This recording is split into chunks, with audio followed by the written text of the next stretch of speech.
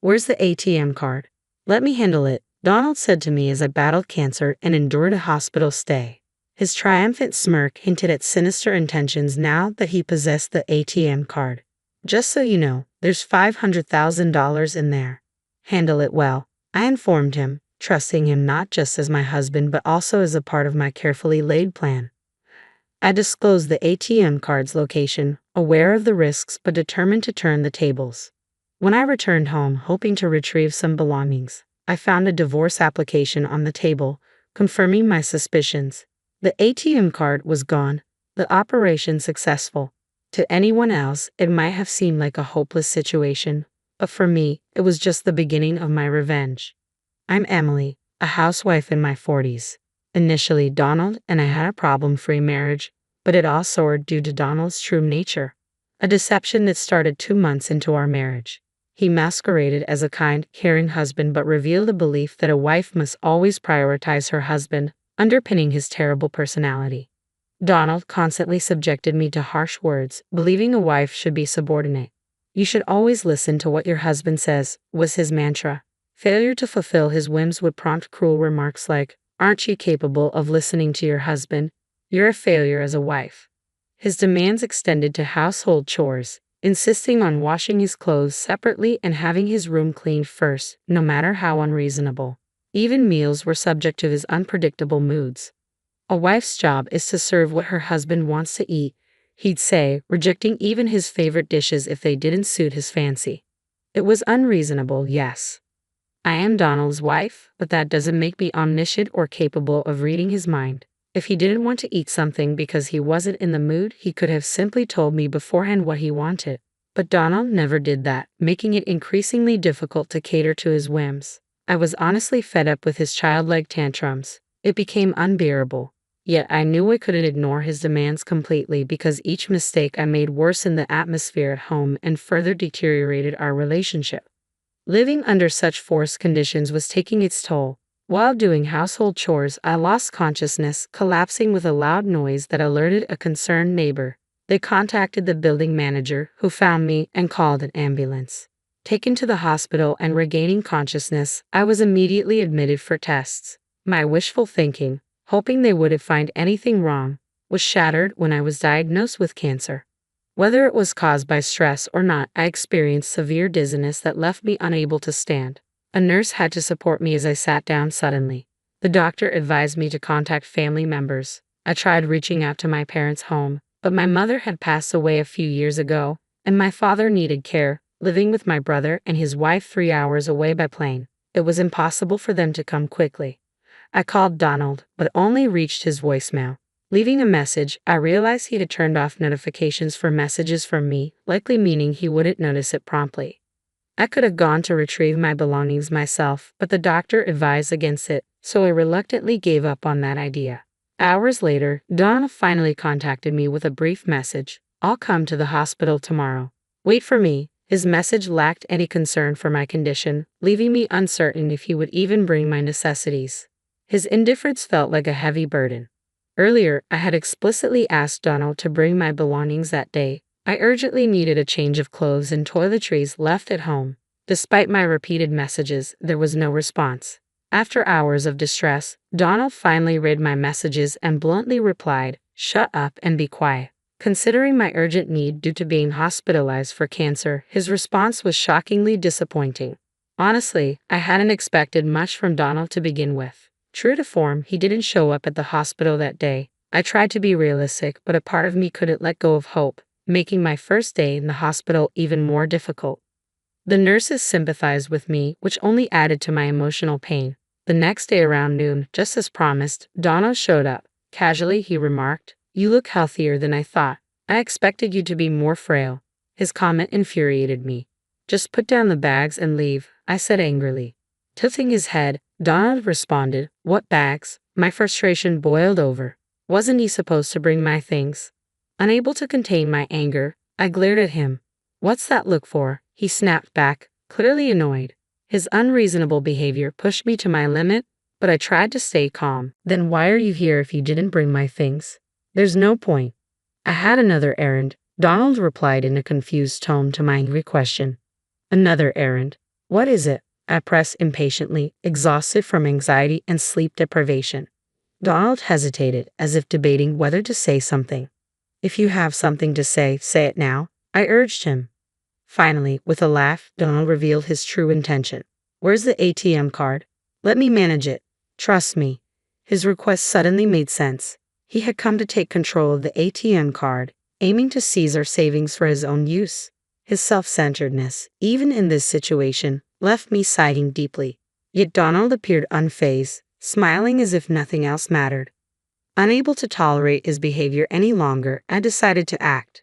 There's $500,000.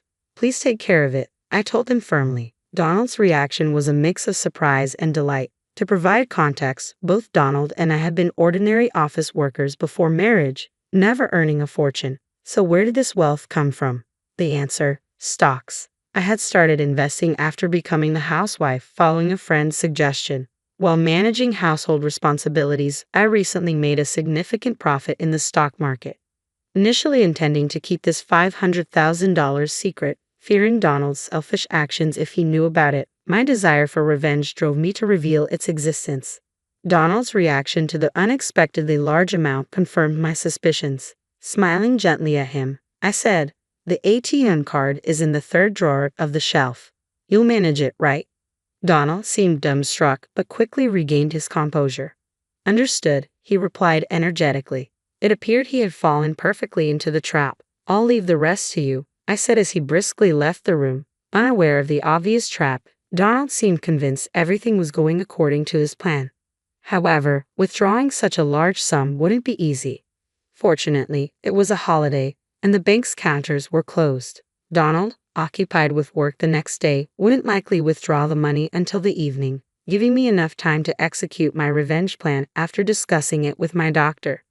I was granted permission to leave the hospital briefly, and tomorrow my revenge would unfold. Unable to wait until then, I decided to return home to retrieve my belongings. This was merely a pretext. My real goal lay elsewhere. Despite missing home dearly even for just a day, I knew Donald would be at work, leaving the house empty. Upon entering, I spotted two papers on the living room table, a divorce application and a hastily written letter. "Sorry for the rush, but let's get divorced. Please write and submit the divorce application," the letter read. With caution, I checked the shelf and confirmed my suspicion. The ATM card was gone. Donald had taken it. Ordinarily, one might feel dismayed at such a significant sum being stolen, but I couldn't help but smile. "Operation successful" slipped out of my lips. If Donald had been present, he would have been furious, wondering what I meant. First, I filled out the divorce application. Then, I gathered the essentials needed for my hospital stay and left the house we had shared for so many years. Of course, I submitted the divorce application on my way out, severing all ties with him. Back at the hospital, I prepared for the challenges ahead, discussing various matters with my doctor. Later, while relaxing in my hospital room, I noticed several missed calls on my phone, all from Donald. He had also sent messages asking how to withdraw the money or something similar. Not wanting to disturb my roommate, I moved to the common area where phone calls were allowed and returned Emily's call. "Finally, I can't withdraw the money. Please tell me how to do it." Donald's voice sounded more frantic than I had imagined. Clearly, he needed the $500,000 immediately for some urgent reason, but I felt no obligation to help him. "If you can't withdraw it, just give up," I replied coldly, my distress evident in my tone. "Don't be so harsh. We were husband and wife after all. Maybe we should help each other out," Donald pleaded. "What nonsense about being husband and wife about helping each other," I retorted sharply. Donald's actions betrayed nothing noble. He was driven purely by greed. There was no way I would entertain Donald's appeal to sentiment. "Are you having trouble withdrawing the money?" I asked, trying to maintain some semblance of detachment. "Yes, I urgently need the $500,000. Please help me." Donald's voice trembled with desperation. It was the weakest I had ever heard him. The thought of Donald being so cornered almost made me laugh, but I decided to confront him with the harsh reality. "The method is correct, but the ATM card you have now won't work anymore," I stated bluntly. Donald's voice rose in disbelief. "What do you mean? Normally, an ATM card should work." "It's true, an ATM card should work, but the one you have is now useless," I informed him firmly. "Why?" Because I filed a theft report earlier today. That ATM card is just a piece of paper now, useless to you, I declared calmly. Silence followed on Donald's end, likely shock settling in. Earlier that day, I had stopped by the bank and reported the card stolen. Donald had taken my ATM card without permission, intending to claim the $500,000 I had earned for himself. His actions were clear theft, and filing a report was the right course of action.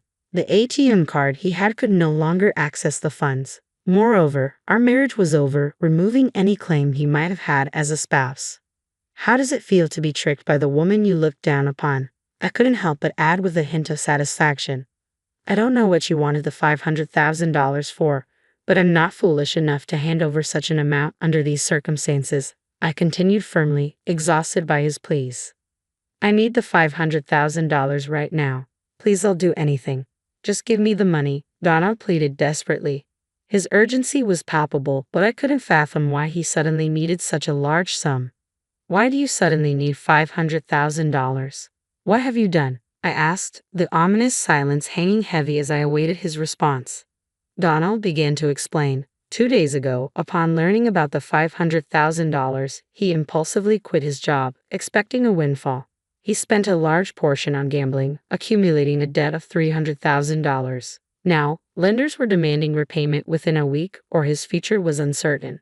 Donald believed he could resolve everything with the ATM card linked to the $500,000. He continued living lavishly, assuming the funds were his. However, when he attempted to withdraw the money that evening, he discovered the card was useless. Now, without the $500,000, my future is uncertain, Donald admitted, his desperation evident. He had abandoned the divorce papers and shamelessly contacted me for help. I don't know what will happen if this continues. Donald's voice trembled with panic, and it seemed there was no falsehood in his story. His reckless actions elicited a deep sigh from me. Donald had done the unthinkable. Seduced by the allure of a large sum of money, he had recklessly spent $300,000 in just a few days. The old me, who had once tolerated his terrible behavior and modestly lived with Donald, might have extended a helping hand. But now I was a different person. There was no love left for Donald, and no matter how much he begged, I felt no pity, only a faint amusement that he thought I would care. Still, Donald hadn't given up. Please help me, you're the only one I have left, he pleaded desperately. His appeals grated on my nerves. I want to rid myself of this nuisance and focus on my treatment. This was a situation of Donald's own making. If he had shown concern for me as a husband and brought my things on the day I asked, I might have considered sharing some of the $500,000 with him, but he had chosen otherwise. I'm sorry, but I have no intention of giving you the $500,000 or helping you. It's your own responsibility, I replied firmly, my tone unyielding and harsh. After all this time of not behaving like a husband, it's cowardly to ask for help now just because we're technically still married. Don't be so cruel. We were married, after all. Our long relationship doesn't just disappear with a divorce paper. Donald tried to appeal to her past. What relationship? I retorted sharply. You've only leaned on me. You're making excuses to manipulate the situation in your favor. I refuse to waste another minute on him. I will not give you the $500,000, no matter what you say. Donald's desperation escalated. Please, Emily, I'm begging you. You're the only one I can turn to. If you abandon me, I don't know what will happen to me. Donald's tone implied blame directed at me for his predicament. But it was Donald's reckless spending that had brought him to this point. If only he hadn't splurged so carelessly, he wouldn't be facing such a dire future. If he hadn't cut me off thinking he had access to money, none of this would have happened. Stop making excuses. You're facing the consequences of your own actions. Handle it yourself, I told him firmly before ending the call. Ignoring several subsequent calls from Donald, I blocked his contact to ensure no further communication. With the divorce papers filed and submitted, Donald and I were officially strangers. Embracing my newfound freedom, I focused on battling cancer, which after a long struggle, I finally overcame. Upon discharge from the hospital, I learned from a friend that Donald's whereabouts had become unknown. Desperate after losing contact with me, he had tried to borrow money from his in-laws and friends. However, his urgent request for $300,000 raised suspicions, and no one lent him a penny. Donald's fate remained a mystery to me, but it was clear he was enduring more suffering than he could have imagined. A sense of deep satisfaction washed over me. Post-cancer, I moved out of the house I had shared with Donald, found a new home, and began working from home, relishing my independence. Thankfully, my finances were secure. Occasionally asked by friends if I would find new love, memories of my tumultuous life with Donald discouraged any thoughts of remarriage. I preferred the freedom of living alone.